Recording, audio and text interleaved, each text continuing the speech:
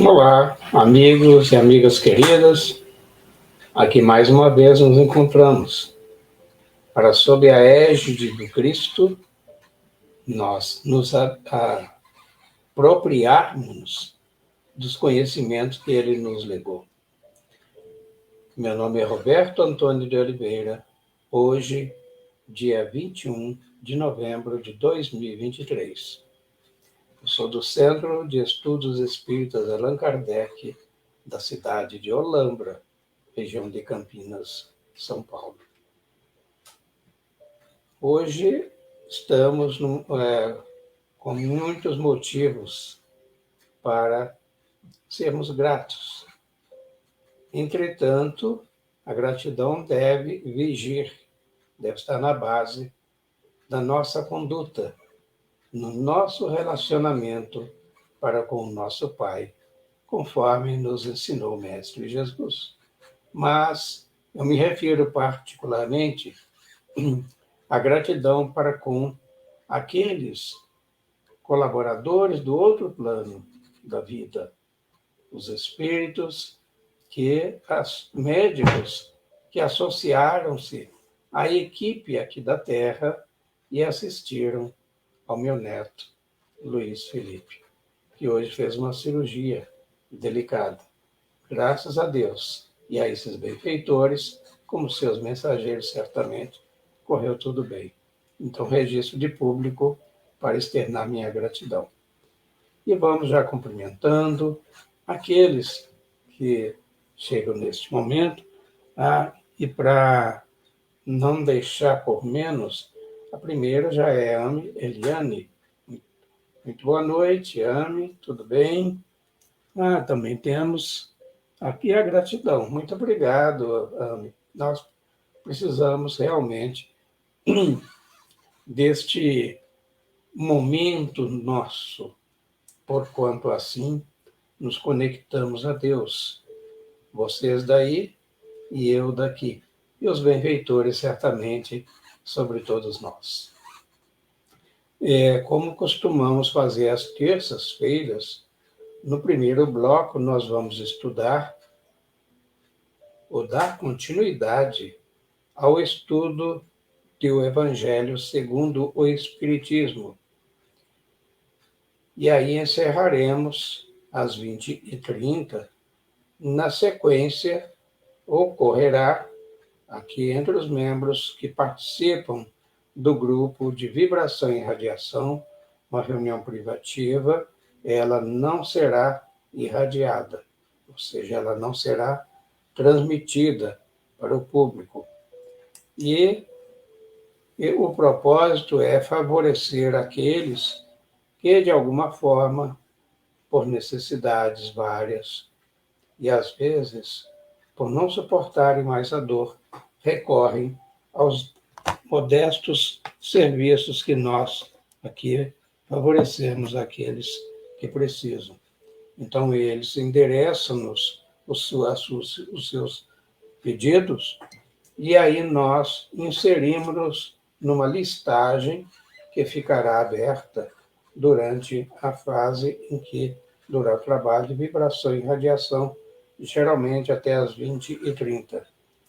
Rogamos também aqueles que queiram obter o benefício solicitado que mantenham-se em recolhimento e em prece após o encerramento desse primeiro bloco, que, na verdade, o estudo do Evangelho tem como objetivo princípio, não somente, mas, é claro, complementar, de preparar aqueles que irão, no segundo momento, se oferecerem, ou melhor, se apresentarem para este benefício. É necessário, entretanto, que encaminhe-nos o nome e o endereço, se possível, pelo menos a cidade e o estado, sim. E não é necessário declinar o tipo de doença, porquanto os benfeitores, uma vez direcionado, eles assistirão e assistem a cada um de nós, conforme nossas necessidades.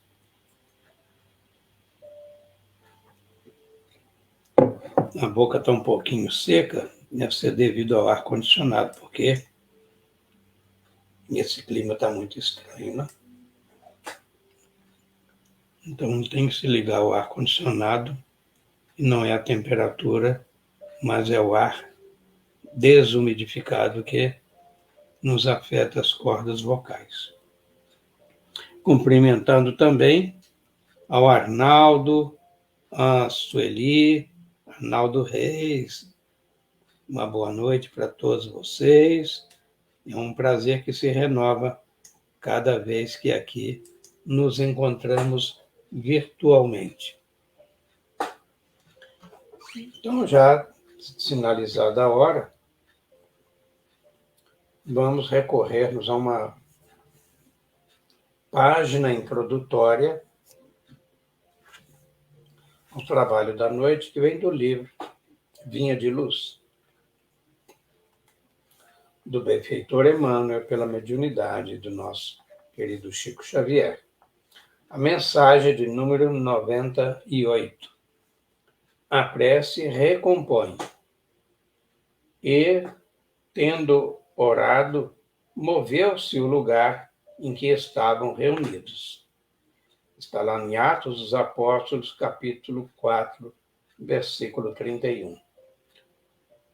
Emmanuel, com a sua lucidez, que lhe é peculiar, nos esclarece dizendo que na construção de simples casa de pedra há que despender longo esforço para ajustar ambiente próprio, removendo óbices e eliminando asperezas e melhorando a paisagem. Quando não é necessário acertar o solo rugoso, é preciso, muitas vezes, aterrar o chão, formando leito seguro, à base forte. Instrumentos variados movimentam-se, metódicos, no trabalho renovador. Assim também, na esfera de cogitações de ordem espiritual.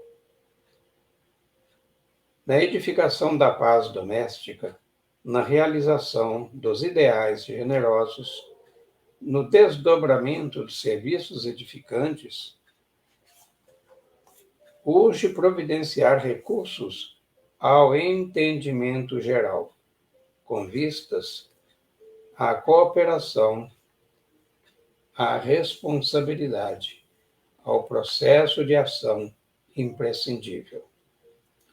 E, sem dúvida, a prece representa a indispensável alavanca renovadora, demovendo obstáculos no terreno duro da incompreensão.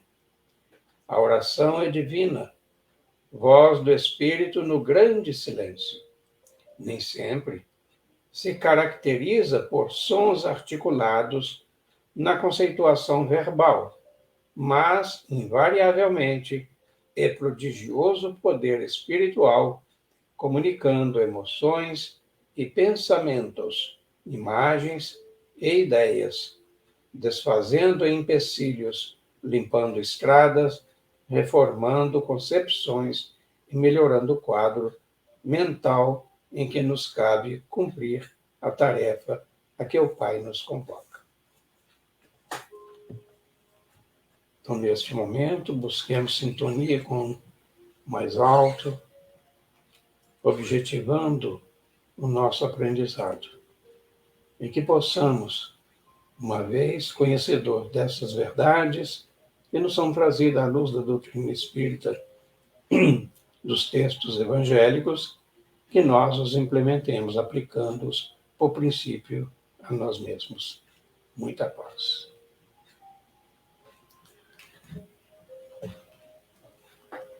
Olha, cumprimentando aqui também a Yoko. Eu não estou conseguindo ler no Instagram, mas sejam muito bem-vindos. E também já cumprimentamos os queridos amigos aqui no Facebook. E tem uma explicação para isso, é que o celular, ele fica deitado. E aqui eu visualizo no notebook aqueles que nos visitam através do Facebook. Okay? Então, vamos dar continuidade, que, na verdade, na semana passada, a Leila falou sobre o item 8, ou foi estudado, porque é um compartilhamento de conhecimento, que no primeiro momento é informação, depois sedimenta-se em conhecimento. E eu gosto de relembrar, porque um sábio da antiguidade, e aí os benfeitores espirituais que assistiram a Allan Kardec, esclarece-nos que duas asas nos levarão ao Pai, o nosso Pai, ao Criador. Uma é do amor e outra é da sabedoria. Então, a sabedoria, ela é conquistada. Informação, hoje, conhecimento amanhã, e mais tarde, implementação desse conhecimento. E aí vem a sabedoria. Mas no capítulo 14, o título é Honrai a vossa paz, ao vosso pai e à vossa mãe. Desculpa, é que eu estou fazendo aqui a transição para o modo de apresentação. Agora sim. E hoje vamos ler as instruções dos Espíritos, e quem assina, não vamos esgotar hoje, tá? A mensagem é longa, mas é Santo Agostinho, que é sobre a ingratidão dos filhos e os laços de família. Essa ingratidão tem consequências? Vamos ver. Lá no item 9, ele diz assim: a ingratidão é um dos frutos mais diretos do egoísmo. Revolta sempre os corações honestos, mas a dos filhos para com os pais apresenta caráter ainda mais odioso. É, em particular, desse ponto de vista, que a vamos considerar para lhe analisar as causas e os efeitos. Também nesse caso, como em todos os outros, o Espiritismo projeta luz sobre um dos grandes problemas do coração humano.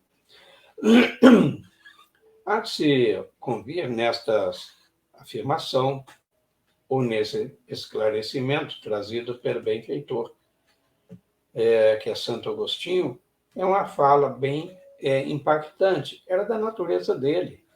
Né? Vamos recordar que Agostinho de Hipona, ele converteu-se ao cristianismo mais tarde por intercessão da sua mãe. É uma história muito bonita, mas nós precisamos então entender que Santo Agostinho ele tem essa fala, quando ele diz assim: mas a ingratidão dos filhos para com os pais apresenta caráter ainda mais odioso.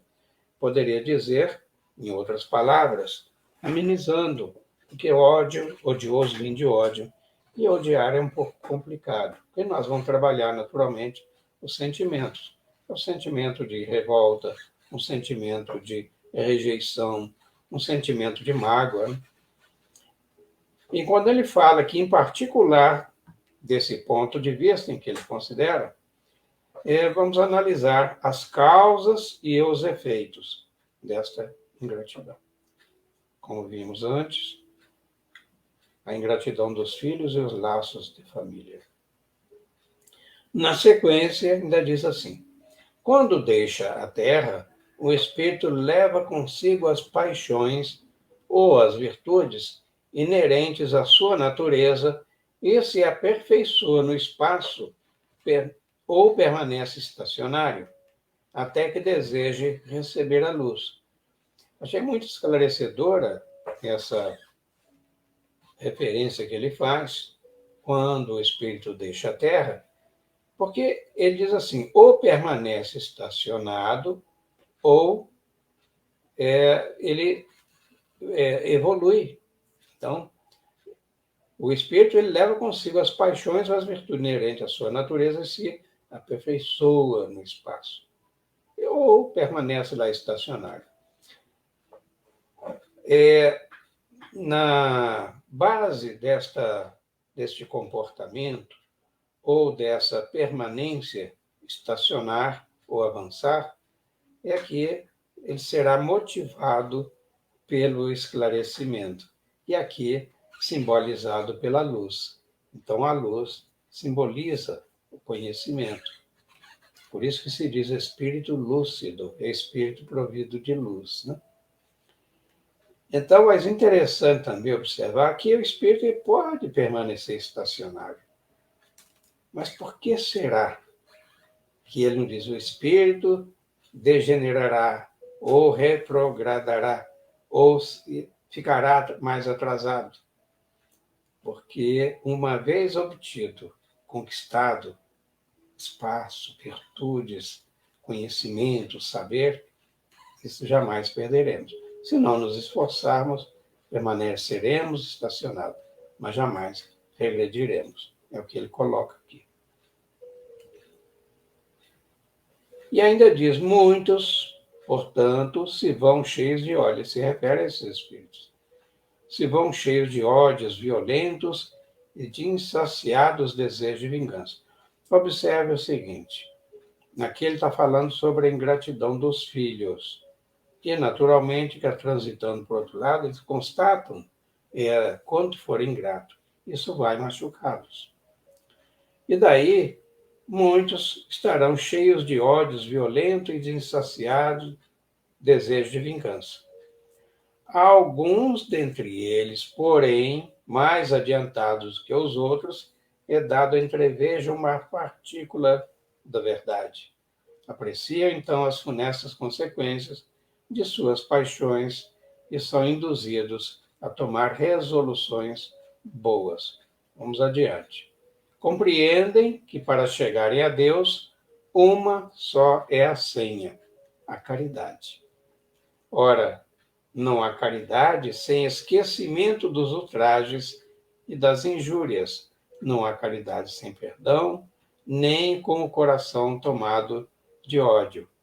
Aqui está parecendo, eu gostaria também de que vocês compartilhassem, se assim o entendem, que aqueles que sofreram ingratidão é que reconhecem, uma vez no outro plano, eles se sentem ofendidos, ficam magoados e toma-se de revolta. É o que eu estou entendendo aqui, porque senão, vejamos, os espíritos compreendem que para chegarem a Deus, uma só é a senha, quer dizer, a senha é um caminho, né? Que é a caridade. E não há caridade sem o esquecimento dos ultrajes. Ninguém fala assim, olha, toma aqui um pedaço de pão, mas você está com fome, então, mas você está tiritando de frio? Então eu vou te dar também um agasalho. Olha só, você está em trajes, maltrapilho, vou te dar uma camisa nova. Mas eu te odeio, hein? Ninguém faz isso. Porquanto não há caridade sem o esquecimento dos ultrajes. Então, um filho ou um pai que tenha sido ingrato no sentido da união parental, né, dessa relação parental, ele vai ficar magoado. O que não é absolutamente nada excepcional. Porquanto nós, assim, enquanto transitando as experiências terrenas, também ficamos, quando, muitas vezes, ao ajudarmos, e às vezes nem esperamos que nos seja retribuído, mas que pelo menos diga-se muito obrigado, meu irmão, você me ajudou muito. Que Deus abençoe. E se Deus abençoe é tudo, é o pagamento maior. Mas nem todos ainda assim se comportam desta forma. Agora, ele diz, então, estes espíritos, assim, mediante um inaudito esforço, quer dizer, um esforço muito grande, eles conseguem observar aqueles que eles odiaram na Terra. E ao vê-los, porém, a animosidade se lhes desperta no íntimo. Revoltam-se à medida, a ideia de perdoar, e ainda mais, a de abdicarem de si mesmos, sobretudo a de amarem o que lhes destruíram, que são os haveres, a honra e a família. Sim, porque há muitos benefícios que contemplam aos nossos tutelados e que às vezes não frutificam, mas não frutificam agora, nesse momento, mais adiante, em outras reencarnações, eles darão frutos opimos. É da lei, porque nenhuma semente há que lançada no caminho do bem deixará de frutificar, de vicejar. E neste contexto, ou seja, para nós nos dedicarmos, para nos doarmos aos nossos tutelados, muitas vezes abdicamos de nossas próprias preferências, das facilidades com que nós poderíamos estar cogitando ou regalando-nos para poder prover alimentação, vestuário, agasalho, teto, estudos, enfim, tudo o que é necessário como bem-estar e conforto para eles. E muitas vezes nós mesmos nos privamos. Está se referindo aí a esses que, do outro lado, se sentem tomados em revolta por conta disso. Eu costumo dizer o seguinte, gente, se vocês não quiserem se decepcionar, mantenha baixo as suas expectativas.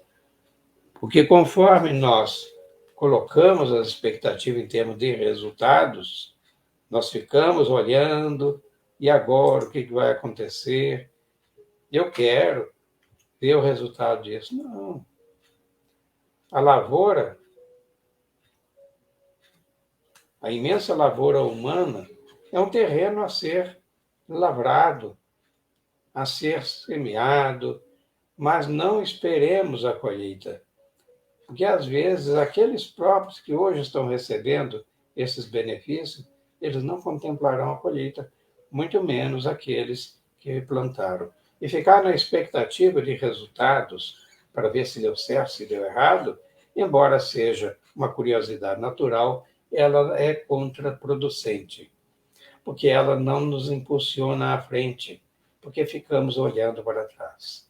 Como Jesus dizia, aquele que põe a mão na charrua e olha para trás não é digno de situar-se entre os meus seguidores.